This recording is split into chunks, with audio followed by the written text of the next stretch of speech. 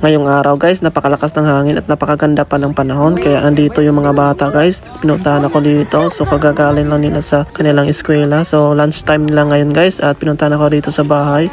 Kaya yun, may papaliparin sila dito sa saranggola guys, na yung saranggola na Vietnam kite. So matagal na tong Vietnam kite na ginawa ko guys. At ayan, so pinapalipad nila dito. So sila lang muna yung magpapalipad nito guys, dahil kumakain pa ako dito kasi. Kaya ayan, sila lang muna yung nagbibideo dyan guys. Kaya yun. So itong Vietnam kite na to ay walang kuan sumba. So nilagyan ko na lang dito siya ng plastic sa ulo para hindi siya umikot lalo. Kasi need kasi ito ng sumba guys. Kaya yan, plastic lang muna kasi hindi ako nakagawa ng sumba dito. Yun, so tinatalang na nila dito guys. Ayan, tingnan natin kung maayos pa rin ba yung lipad nito, dahil medyo matagal na tong hindi na papalipad ko at nakatambak na nandoon sa aming bahay. Kaya ayan, tingnan natin dito. Yun, unang T-sply. Yun, sumabit agad sa kuryente. Pagsak agad guys. At ito na nga guys, pangalawang T-sply. So tingnan natin kung lilipad na ba ito. So ayan, tinatalang na nila dito guys. Yun, so sila yung naghihila. Dami nang humihila dito guys. Oh. Ayan, lakas ng hangin. Oh, ayan na. Yun, so lumipad na. Umangat na siya guys. Yun, solid. Ayos pa rin pala itong saranggola na to. Sobrang tayog pa rin ang lipad niya. Ayan, kahit na walang itong sumba. Walang sumba to guys.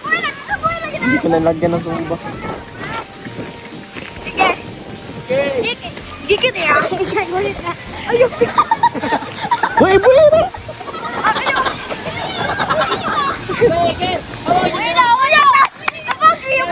Kaya sa part na dito guys, ay tinulungan ko na dito si Kirkir dahil bumabaon na yung tansi sa kamay niya.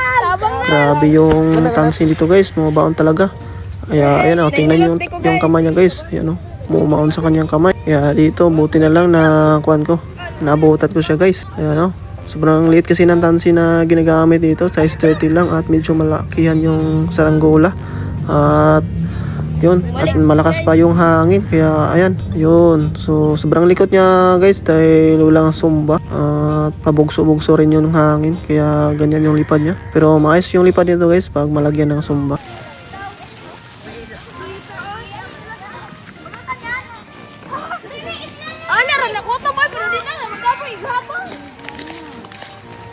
Eh, kung malapas sa itong bulbulan. Sila. Galok pa! Agay lok! Galok! Ay, Parete ka na ito tabang eh. Agay taon! Agay! Agsisa. Ay, ano? Napasok yun. Napasok. Ayan guys oh. Ako na yun na. Dali ko. Mahal mo sa mo? Unsa po din natin? Ano? Asazak. Ano? Agsisa. Call na. Ipon na es ba yung balik ka oy. Perfect. Sakita. Guys, iyo. Itik-toyok lang. Makaputol na ba? Okay.